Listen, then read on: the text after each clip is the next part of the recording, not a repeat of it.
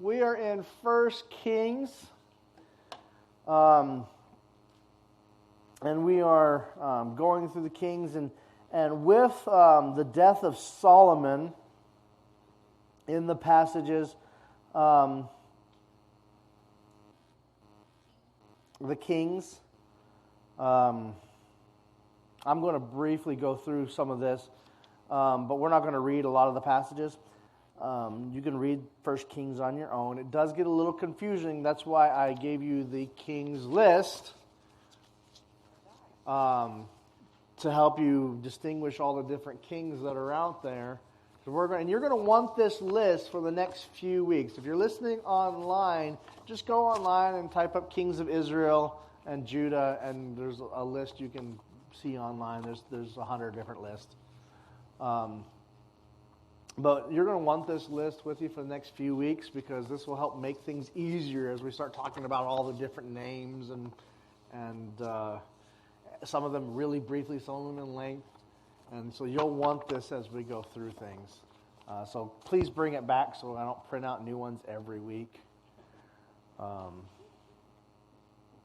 Save trees, save money for the church. But with the death of Solomon, Rehoboam is made king. Now, he's made king solely because Solomon is his dad.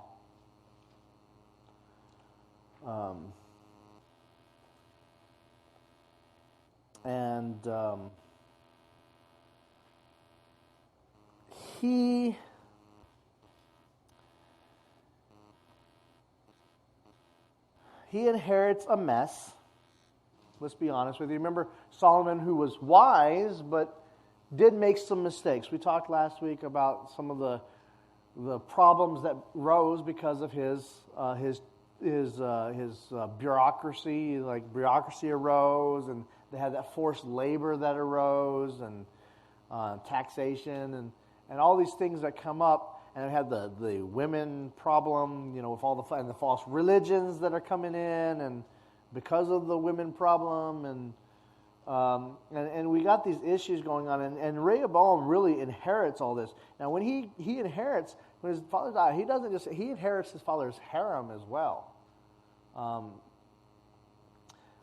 and so he's got all these wives too, all these women that are in his harem. They're not necessarily his wives, but they're part of his harem to be taken care of.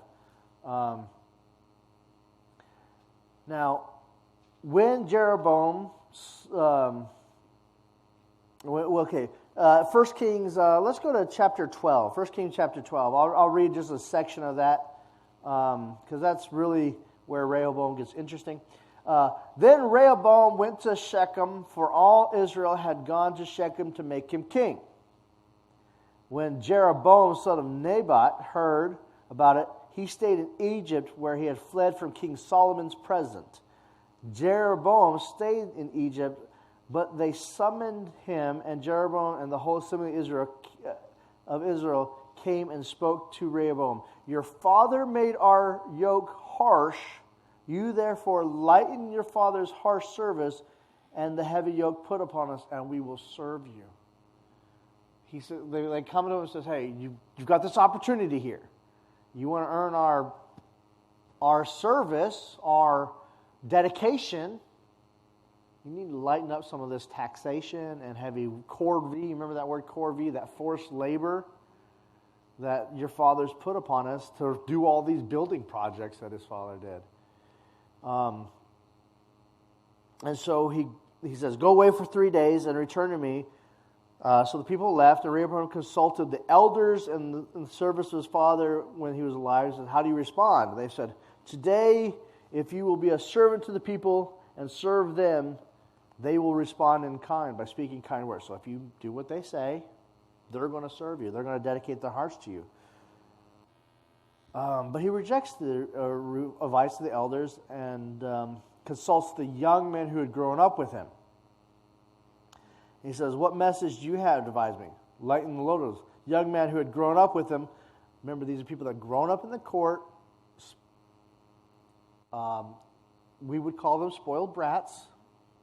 They didn't grow up anywhere else. They don't know what the hard work is. They're the ones that grew up If they were today, they'd be like, well, I didn't want a black iPhone, not a white iPhone. My daddy didn't buy me the right. I got a funny story about that. I was in college, and I was struggling through, and I hitched a ride with someone to go to my third job one time. And she goes on this talk about, I said, this is a nice car. She was driving this, I forget what it is now, years later.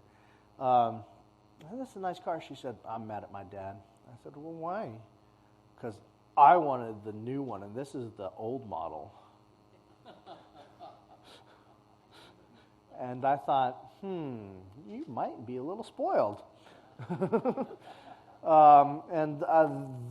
the kind of attitude I picture with these young men. They're the people that grew up in the courts, grew up with them, they're not just, it's not harsh on them just because they're young. A lot of times people, they were young, they didn't know. No, these are spoiled brats that grew up in the court, didn't know what hard work was. It wasn't like these were young farmers that would have said, hey, lighten the load.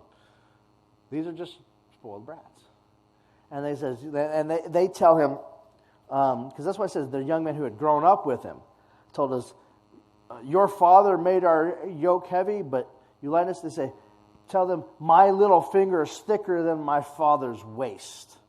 Also, my father's burden you with a heavy yoke. I will add to your yoke. My father's disciplined you with whips, but I will discipline with barbed whips.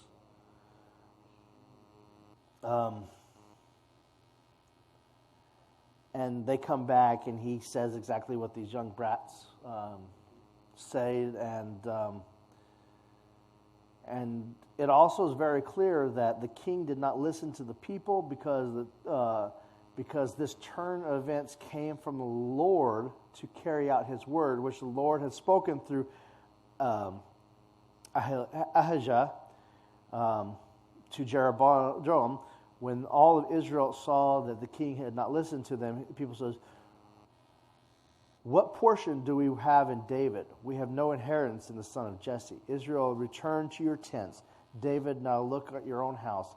So Israel went to their tents, but Jeroboam reigned for the Israelites living in the cities of Judah. So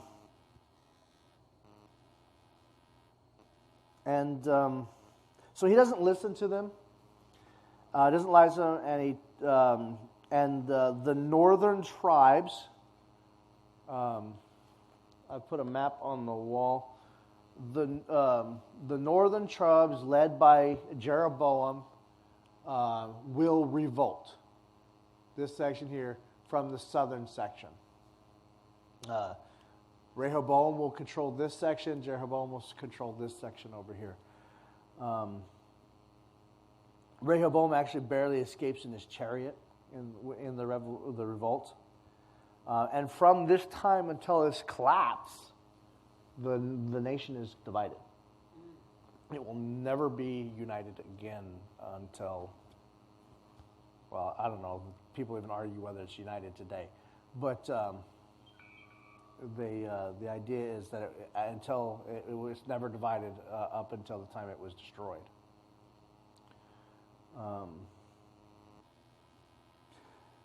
This happens around, I'm going to say the word round. This map up here says 775 because that's when this map was about. But the Israel in the north-south, that revelation takes place about 922 BC.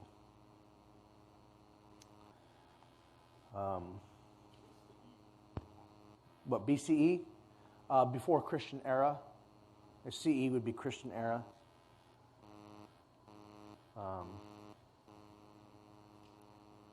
That's just another way of saying BC and AD. All right, my tablet is loading. There it is. All right, now the south, Judah, will be called Judah. The southern section will be just Judah, and the northern section will be Israel. Now, it'll get its name. The south will get its name because it's the largest tribe is Judah. Not because there's no other tribes, but because it's the largest tribe, and the other ones that are in that area just kind of get absorbed into Judah. There are negatives. I'm going to give you some positives and negatives of both the North and the South. The South, let's go to the South. Negative, they're small. This also has poorer farmland, poorer resource land. It has a smaller population, and it's more isolated in trade. But that also, being more isolated also means that it will be harder to conquer because they don't have the trade routes.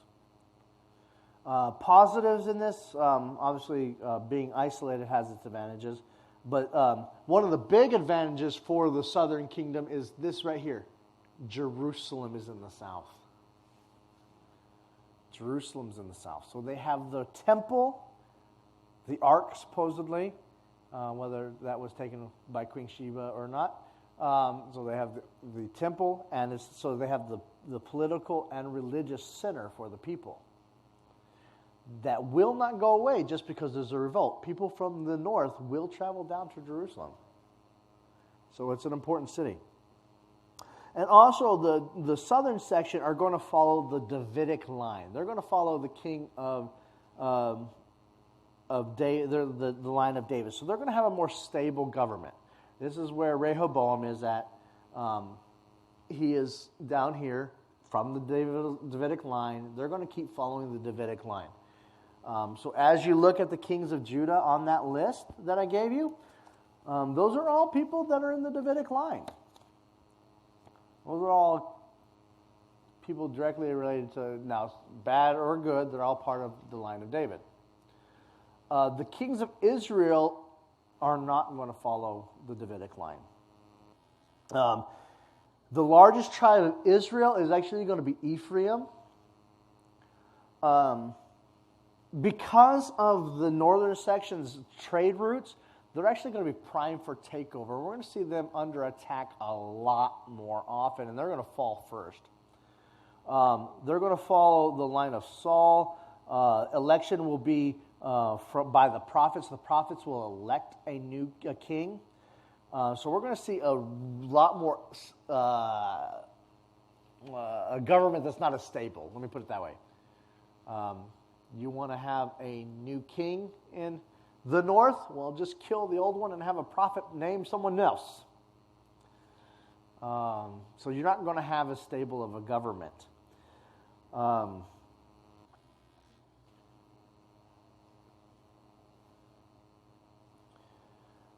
With Jerusalem in the south, Jeroboam, if you remember Jeroboam, he had actually fled to Egypt.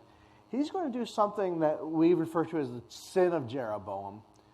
He's going to adopt the calf as a symbol of Yahweh. He's going to still worship the God of Yahweh, but he's going to do that thing God said don't do. Remember, the same thing Aaron did. Going to make that calf a symbol of God, of Yahweh. It's called the sin of Jeroboam. And so he's going to have this sin that's going to lead this section right here straight into destruction. If you look at the kings, there's going to be a lot more bad ones that don't follow the will of the Lord up in this section, following those. And what makes a king good or bad often is not necessarily whether they actually ruled well, but whether they followed the Lord. In the Bible, it was more about did they follow the Lord.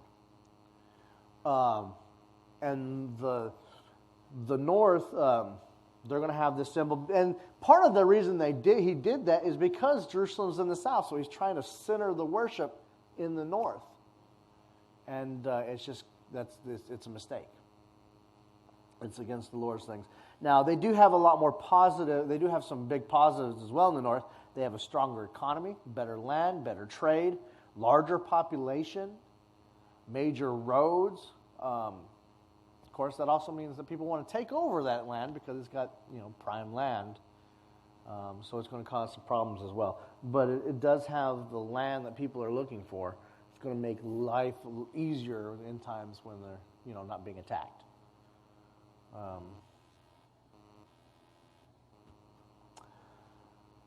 So we're going to go, I think we're going to start with Israel. Let's go to the north. Yes.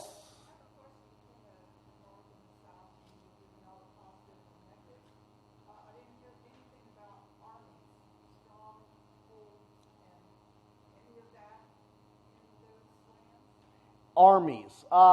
Israel will actually never really have a strong army compared to the nations around them. They will have, they will divide, and this group up here, the northern side, will have to defend themselves more often, so they're going to develop a stronger army than the south. But Israel never really has a huge, strong army. Their victories are based off the Lord, not on their own strength.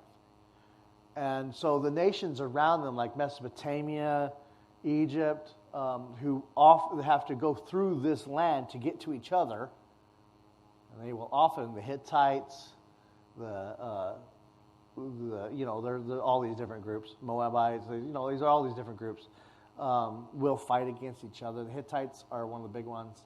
The Mesopotamians, the Syrians will cause major trouble. We'll see them in a few years.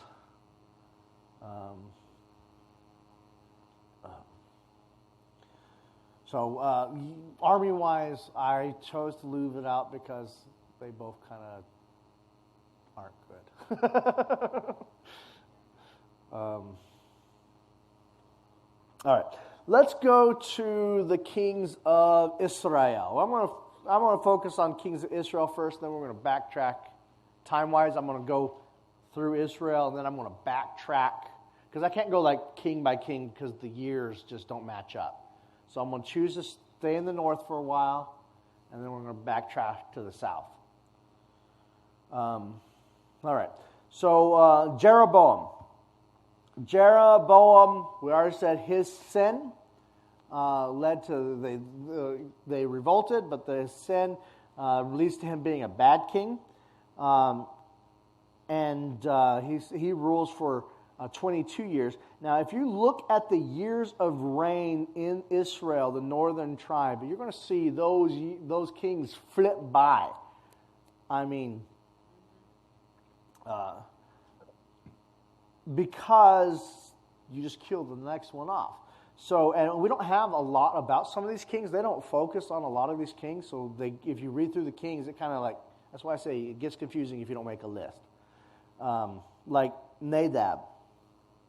He becomes king after Rehoboam. He rules for 2 years, and the Baasha, depending on how you pronounce it, kills him. And and so Baasha becomes king. Baasha dies naturally. He actually kills off all of Jeroboam's family so that none of them could claim the kingship. And he kills off, actually dies naturally. But Elah is murdered by Zimri. Zimri commits suicide, provoked by Omri, the next king.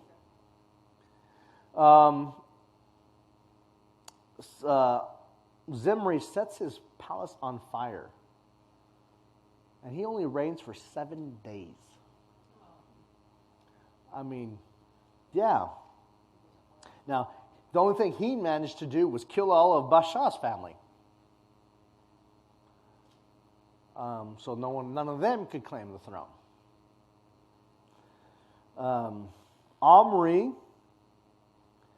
now he's going to live a little longer. Now he's going to be known for making a political treaty with Tyre. Tyre's a nation up in this area over here. And now, in the Bible, there's not much told about Omri. Now, extra biblical sources outside the Bible do make reference to Omri. And we know more about he has some achievements that are from non-biblical sources. The Bible only tells us the important part to the Bible, right? It's not necessarily a history, It's God moving through the people and what they're doing in response. And so the Bible tells us he did more evil than all who were before him. That's what the Bible tells us about Omri, because that's what's important to the story of the Bible. I've gone through those really quickly, but I'm going to stop at Ahab. Ahab's the next one. We're going to talk about him for a little bit because we're going to see our next major character surrounding Ahab. Now, Ahab is the son of Omri.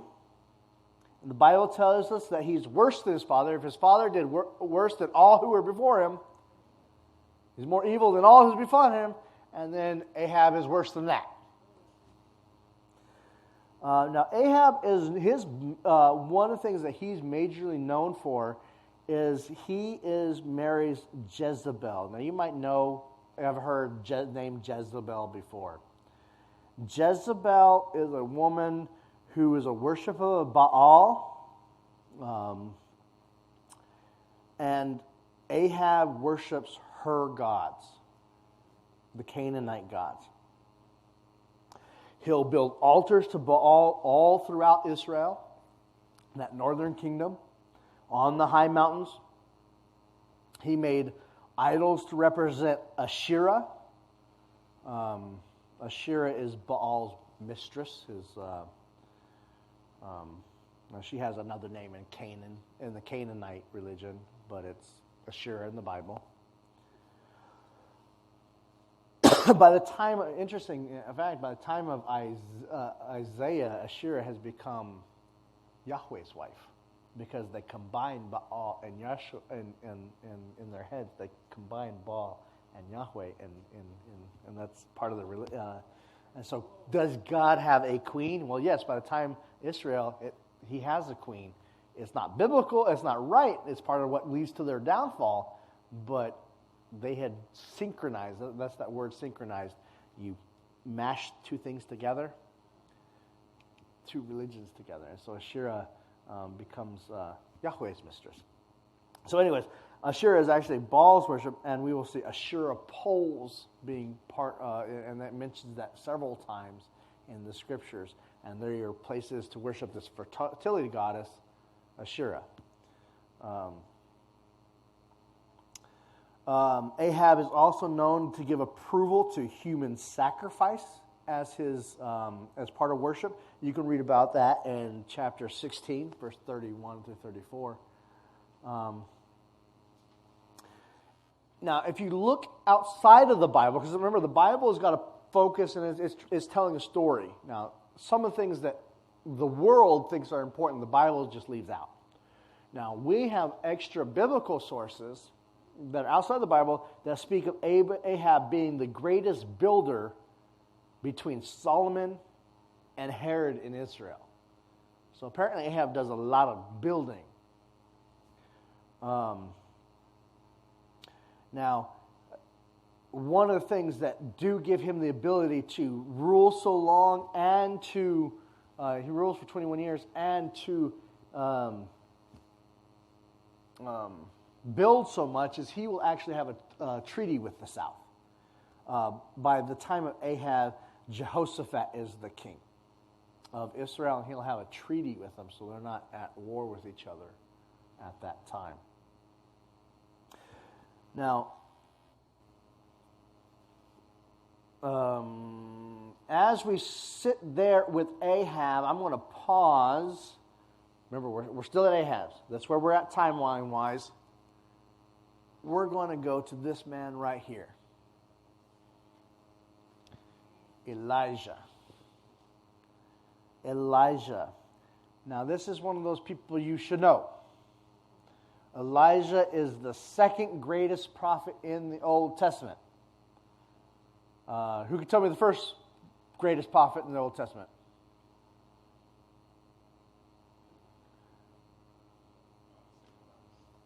I hear it. Moses, the greatest prophet. Elijah is the second greatest prophet in honor. Now, he's a non-writing prophet, which means we don't have a book of Elijah. Like Isaiah is a writing prophet. We have his book, or the school book, and I'll get to that. But he's a non-writing prophet. He doesn't have a book per se, but we read a lot about him in the Kings. That's where we're going to read about him. And he's known as the second greatest prophet in the Old Testament.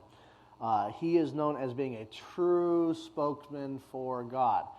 Now, there will be other prophets at the time, but most of those are court yes men. You know, you get a job as a prophet is different than being a prophet. And there were lots of people that had jobs as prophets, but a lot of them were yes men. You know, we're not going to say anything to make the king mad and lose our way of living. But he's a spokesman for God. He's known as a ra'ah. That's a fun word. It means seer. It's the ancient form of prophet. And in some places he's known as Navi, which is the word we get spokesman, one who speaks, or prophet. Now, as we get into the prophets, and that's one thing, as we go through the kings, I want to stop several times at the prophets. We are moving into the era of the prophets. We were in the time of the judges, now we're in the era of the prophets. We're going to be seeing prophets. Now, every time a prophet speaks, we're going to have to remember that we as Christians and Christ, the New Testament writers show us that this is how we're supposed to read some of them. We can double dip. It might have been a message for the people at that moment, but it can also be a message for us today and even in the future. In other words, prophets speak a timely meaning, a timely message with a timeless meaning. So they're a timely message with a timeless meaning. So we can interpret their words even today as messages for us, even though they had a message for the people right there. And we're going to see examples of that as we go, where they said something that, yes, it spoke directly to this issue, but the New Testament writers are going to apply it to Jesus Christ. And we have that example as well. And both are right. It's not like one way is, you know, it's both. We can double dip. And these prophets, the true prophets, the true Navi, they will speak for the people. Now, I got this from someone else, so it's not original. But this is 6 characteristics that mark Israel's prophets. They're God-moved. Their message is, thus says the Lord. God-moved. They're courageous and unafraid to deliver the message of God. They're not yes men. The true spokesman, remember, they're going to be prophets that you're going to see. This is the prophet of the king, but those are yes men. True message, prophets are going to be courageous and unafraid to deliver a message, often in the strangest ways. I mean, we read some of those ways of the prophets. We're going to read some of those, and there's some weird folk. And I'll be honest, probably not the best husbands. But courageous, unafraid to deliver the message. They're honest. They are moral people who preach a message that demands moral living. And some people get caught up that, because it demands moral living. And we as Christians sometimes demand moral living without why should we be moral? Without Jesus Christ. The truth behind it. They were also compassionate people, sensitive to the cries of the oppressed. And we have to think about that too. If we're going to be demanding, we also have to be sensitive. And there are people oppressed even today. We have to be aware of that and fight for the oppressed. Because the oppressed can't fight for themselves. This is something that we see in the scriptures. So that being said, they're sensitive people. They're aware of what's happening in the world around them, and convinced that the Lord is in control of what's happening. Many times a prophet doesn't, a lot of times we think prophet as in like, they see the future, like third eye, But a lot of times in the scriptures, a prophet is just a person who sees where the world is going, where things are going, sees what the scriptures say, what God says, and sees where we're heading if we don't follow God's word. If you don't do this, this is what's going to happen. I'll tell you it's going to happen because they're sensitive to God's word. There's actually a really good book out by Walter Brueggemann. Now, I'm not going to say I believe everything Walter Brueggemann. I'm not going to agree 100% with the man. But he has a wonderful book called Prophetic Imagination. If you ever want to read, it's not the easiest read, but it's a good read. It talks about the prophet and how God uses our imagination to see his scriptures and where the world is heading and to show us where things are going. And it's actually a really good book. I said I don't agree 100% with Walter Brueggemann, but that's a pretty good book. Like I said, it's not the easiest read, though.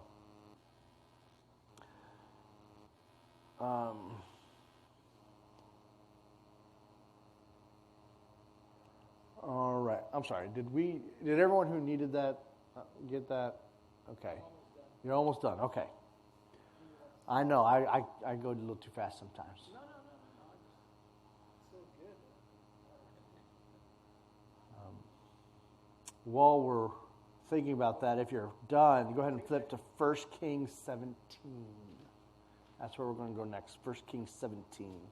I'm going to pause there for a minute.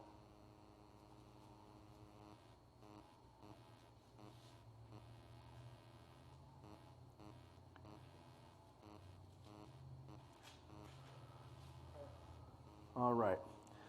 Let's talk Elijah during the reign of Ahab. Now, Elijah will come to Ahab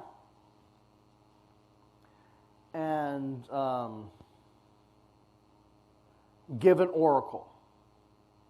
It says, now Elijah the Tebeshite from Tebeshi in Gilead said to Ahab, as the Lord, the God of Israel lives, whom I serve, there will be neither dew nor rain in the next few years, except by my words.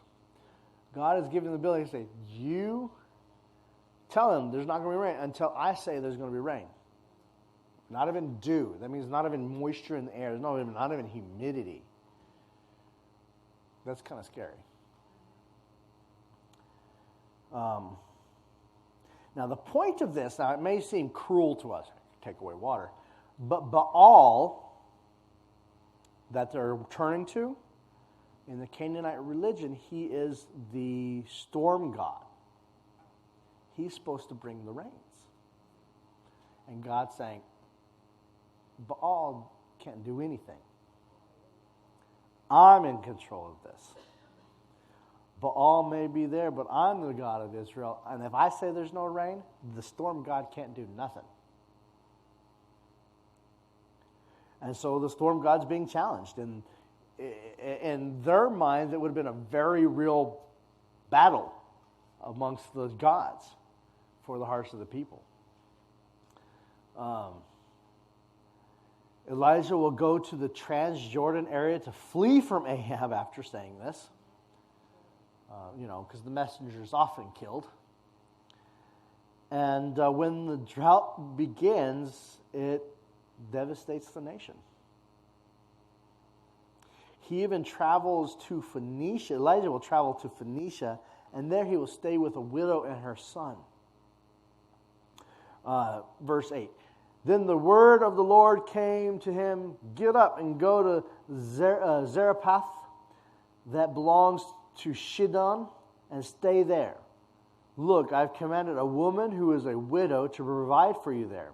So Elijah got up and went to Zarephath, where he arrived at the city gates. There was a widow gathering wood. Elijah called her and said, please bring me a little water in a cup and let me drink. As she went to get it, he called her and said, please bring me a piece of bread in your hand. But she said, as the Lord your God lives, I don't have anything baked. Only a handful of flour in the jar and a bit of oil in the jug. Wow. I don't have any flour. I don't have any oil to cook it with. Sorry. Just now I am gathering a couple sticks in order to prepare it for my son at night so we can eat it and die. This is going to be our last meal. That's all I've got. A little bit of flour, a little bit of jar, oil. We're going to fix it. We're going to be our last meal. Then Elijah said to her, don't be afraid. Go and do as you have said, but first make me a small loaf from it. Bring it out to me. Afterward, you may make some for yourself and your son. For this is what the Lord, the Yahweh, God of Israel said, the flour in your jar will not become empty. The oil jug will not run dry until the Lord sends rain on the surface of the land. That's a promise. So he proceeded to do according to the word of Elijah, and the woman and Elijah and her household ate for many days. The flour jar did not become empty. The oil jug did not run dry. According to the word of the Lord, he had spoken through Elijah. After this, the son of the widow who owned the house became ill. His illness got worse until he stopped breathing. She said to Elijah, man of God, what do you have against me? Have you come to call attention to my iniquity so that my son is put to death? But Elijah said to her, give me your son. So he took him from her arms and brought him up to the upper stair room where he was staying, and laid him in his own bed. And he cried out to the Lord and said, Lord my God, have you also brought tragedy on the widow I am staying with by killing her son? Then he stretched himself over the body 3 times and cried out to the Lord and said, Lord my God, please let this boy's life come back to him, into him again. So the Lord listened to Elijah, and the boy's life came into him again, and he lived.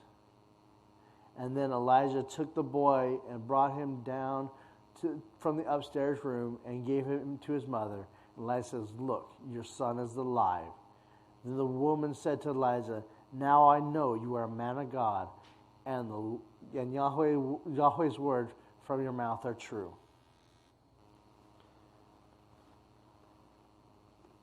That's something that's amazing. And this kind of stuff is why when we see Jesus, a man greater than Elijah will come, because this is the kind of stuff, and it's one of the reasons why we see Jesus performing some of the great miracles as he did, like raising people from the dead, is because he's calling, hey, this is one even greater than Elijah has come.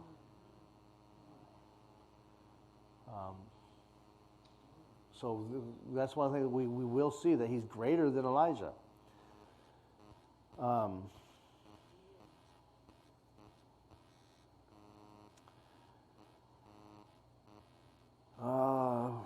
18.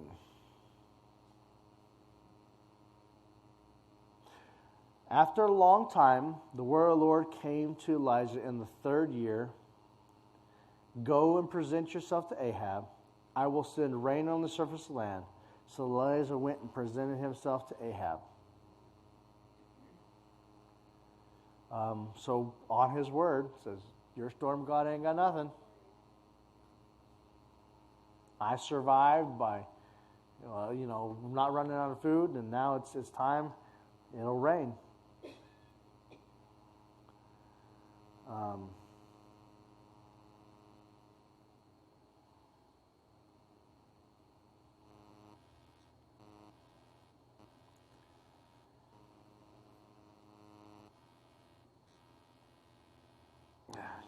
Some of his stories are so great. I kind of want to read the next one too. The famine was severe in Samaria. Ahab called for Obadiah, who was in charge of the palace. And Obadiah was a man who greatly feared the Lord. Now, he's serving under a guy who does not fear the Lord, but he serves the Lord. And and took hundreds of prophets and hid them. See, he's hiding. Obadiah is hiding prophets that would have normally been killed under Ahab. and hid them 50 men to a cave and provided them with food and water when Jezebel slaughtered the Lord's prophets. Jezebel's killing people. Then Ahab said to Obadiah, go throughout the land to every spring and to every wadi. That's a river. Wadi is the word for river. Perhaps we'll find grass so that we can keep the horses and mules alive and not have to destroy any cattle. They divided the land between them in order to cover. Ahab went one way by himself, and Obadiah went the other ways by himself. While Obadiah was walking along the road, Elijah suddenly met him. When Obadiah recognized him, he fell face down and said, is it you, my lord, Elijah? It is I, he replied. Go and tell your lord, that is Ahab, Elijah is here. But Elijah says, what sin have I committed that you are handing your servant over to Ahab to put me to death? What have I done to you, Elijah? I've been hiding prophets. What do you mean? As the Lord your God lives, there is no nation or kingdom where my Lord, that's with little l, Ahab, has not sent someone to search for you. When they said, he is not here, he has made the kingdom or nation swear to them that they have not found you. Now you say, go to your Lord, go to Ahab, Elijah's here. When I leave you, the Spirit of Yahweh may carry you off to some place I do not know. Then when I report to Ahab, he doesn't find you, he will kill me. But I, your servant, have feared the Lord from my youth. Wasn't it report to my Lord, to Ahab, what I did when Jezebel slaughtered the Yahweh's prophets? I hid 100 of the prophets of Yahweh, 50 men to a cave. I provided them with food and water. Now you say, go to Ahab. Elijah is here, he will kill me. Elijah said, as the Lord of armies lives, in those whose presence I stand, the Lord of hosts lives, I stand today, I will present myself to Ahab. You're not going to die, I'm going to the king. Obadiah went to meet Ahab and told him, then Ahab went to meet Elijah, and when Ahab saw Elijah, Ahab told him, is that you, the one ruining Israel? And he said, I have not ruined Israel, but your father's family have, because you have abandoned Yahweh's commands and followed the Baals. Now in that case, he's not saying Baal is the storm god, he's saying Baals as in the false gods, as in these other gods. Baals means all the gods of the Canaanites. Now summon all Israel to meet me at Mount Carmel, along with 450 prophets of Baal, that is the storm god, and 400 prophets of Asherah who eat at Jezebel's table. Okay, so go to Mount Carmel. Now Mount Carmel is a tall mountain where they established a altar to Baal, the storm god, where he's worshipped there on the top of the mountain. This is commonplace, as you make a holy mountain for these gods. So everyone ascends to heaven to worship him. It's the same kind of idea with the ziggurats when they were building them. You ascend to heaven to worship them. This is just without you ascend the mountain to worship them. We saw the same kind of behavior when we out in Mount Zion, with Mount Sinai, with Yahweh. This one is Mount Carmel. For this, he says, bring 450 prophets of Baal and 400 prophets of Asherah. So that's how many? 850 false prophets. That's a lot of people. So Ahab summoned all Israelites, so everyone who mattered, and gathered the prophets at Mount Carmel. Then Elijah approached the people and said, how long will you waver between two opinions? If the Lord is God, we'll follow him. But if Baal is God, we'll follow him. But the people didn't answer him a word. They're waiting to see what happens next. If this God wins this battle, then we're going to worship whichever one wins the battle. They don't know. Now, I'm sure there's several people in the midst of the crowd that are like, I'm all Baal, and some of them are, I'm all Yahweh. But the people as a whole are waiting to see what happens.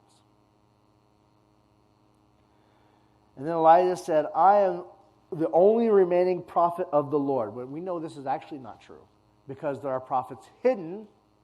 And after, in a little bit, we're going to see, which we may not get to today. But anyways, we're going to see that God says, you're not the only one. But he says, I'm the only remaining prophet of Yahweh. And I'm sure that we see that in the cave scene that's coming up, that's exactly how he feels. I'm the only one left. The rest are in hiding, at least. I'm the only one standing tall. I'm the only prophet of Baal, of the Lord. So at least he's the only one there. But Baal's prophets are 450 men. Let 2 bulls be given to us. And then choose 1 bull for themselves, cut it into pieces, place it on wood, but not light the fire. I will prepare the other bull and place it on the wood, but not light the fire. Then you call on the name of your God, and I will call on the name of the Lord, and the God who answers with fire, he is God. Now remember, Baal is the storm god. Calling down lightning is part of worship of the storm god.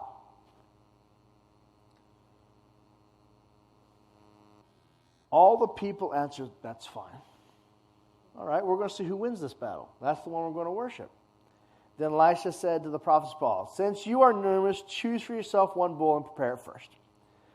And then call your number, but don't light it. So they took the bull and gave it to them and prepared it and called it on the name of Baal, morning until noon. So all morning. They're calling out, Baal, answer us. But there's no sound. No one answered them. Then they danced around the altar they had made, doing their ceremonial dances, which is very common. At noon, Elijah mocked them, shouted loudly. Shout loudly, for he's a god, right? Maybe he's thinking it over. Maybe he's wandered away, because the Canaanite gods are not omnipresent. They wander. They may travel into other lands to do battle with other gods in other lands. Maybe he's on the road. Perhaps he's sleeping, or will he wake up? Some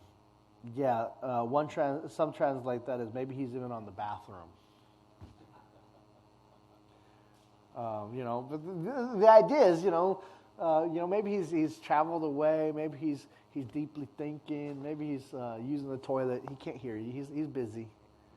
And so they shout, and the Lord cut themselves with knives and spears according to the custom, because blood is sent to draw the gods. And to rise up like incense to entice the gods to them. And more blood, and that's one of the reasons we see often sacrifices, a human sacrifice, children sacrifice, because more blood equals more blessing.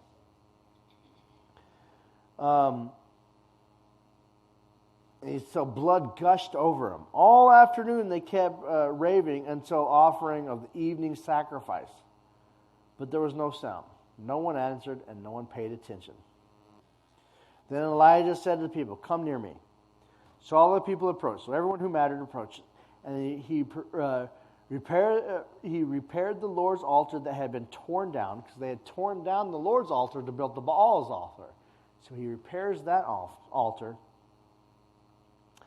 And Elijah took 12 stones, according to the number of the tribes of the son of Jacob, so of Israel, to whom the Lord come and saying, Israel will be your name. And he built an altar with the stones in the name of Yahweh. Then he made a trench around the altar, enough to hold about 4 gallons. Next he arranged the wood, cut up the bull, and placed it on the wood. And said, fill 4 water pots with water and pour it on the offering of the wood. And he said, do it again and do it again.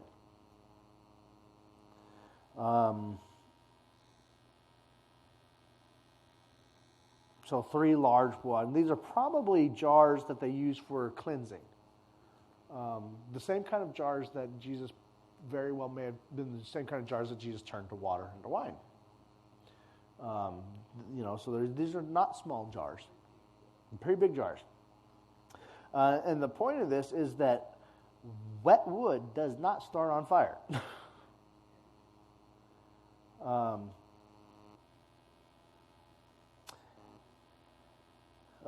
And then he says, do a third time, and the water ran down the altar, even filled the trench with water.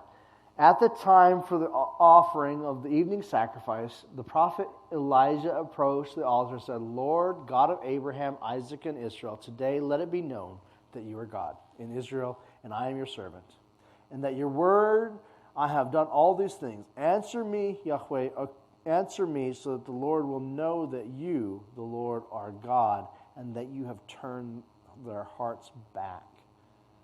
And he's asking, turn their hearts back to you, God. You need to show your power today, and you have told me to do this. Sometimes we see Christians even today try to do these miraculous things, and God has not told them to go do this. And so he doesn't show off in the way they think he should. They're just trying to bait him into showing up. Well, if I do this, then they're going. If I build it, he's going to show up. But it's the same kind of attitude the Baals had, right? If I build it, that God's going to show up. That's not how it works. God has told Elijah to issue this challenge. It's time for me to put this storm god down in their hearts. Do this. And so he says, so turn their hearts back. That's why it says, show that I have done this, that I am your servants, and your word, and at your word, I have done all these things. You told me to do this. It's your word that told me to do this. Then the Lord's fire fell and consumed the burnt offerings, and the wood and the stones and the dust. It licked up water that was in the trenches. And when all the people saw it, they fell face down and said, the Lord, He is God. The Lord, He is God. So Yahweh is God. Yahweh is God. Then Elijah ordered them, seize the prophets of Baal. So the people that had gathered, seize the prophets of Baal. Don't let any of them escape. So the 450 of us prowl. We don't really know what happens to it doesn't say that the prophets or Asherah are gathered at this, but we assume they are. But that's an assumption. It's just an assumption because it doesn't say, and the prophets of Asherah. It's talking about the prophets of Baal. Seize them, don't let them escape. So they seized them, and Elijah brought down to the Wadi of Kishon and slaughtered them there. So 450 to 850 people killed at the Wadi on the river. The point is not about killing, it's about clearing the land from the false religion of Baal and Asherah.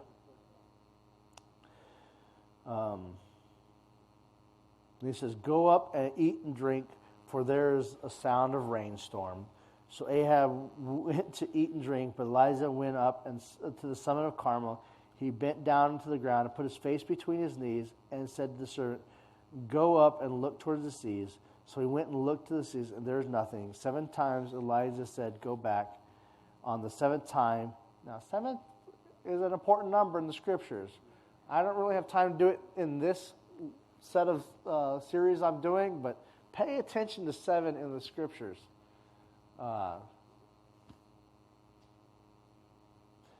It shows up in places you wouldn't even expect. I just read a section in John chapter 4 where 7 showed up that I didn't even notice it. It's like, wow, there's 7 right there. But on the 7th time he reported the cloud as small as a man's head coming up from the sea.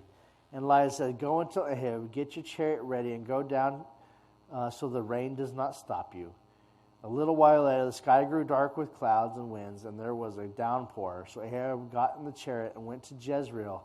The power of the Lord was on Elijah, and he tucked his mantle under his belt and ran ahead of Ahab to the entrance of Jezreel. So apparently he beat the chariot.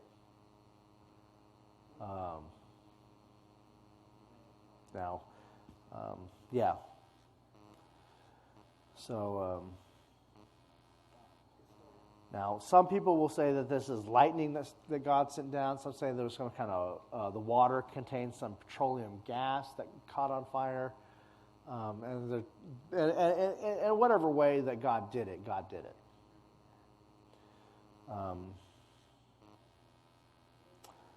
All right, I just looked at the clock. It is 7 o'clock.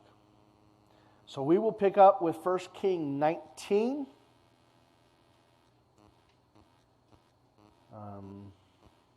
Next week. I usually talk these ones. These ones are so tied together, I don't like splitting them up, but we'll have to. All right, any questions? Concerns? All right. Anyone want to pray us out?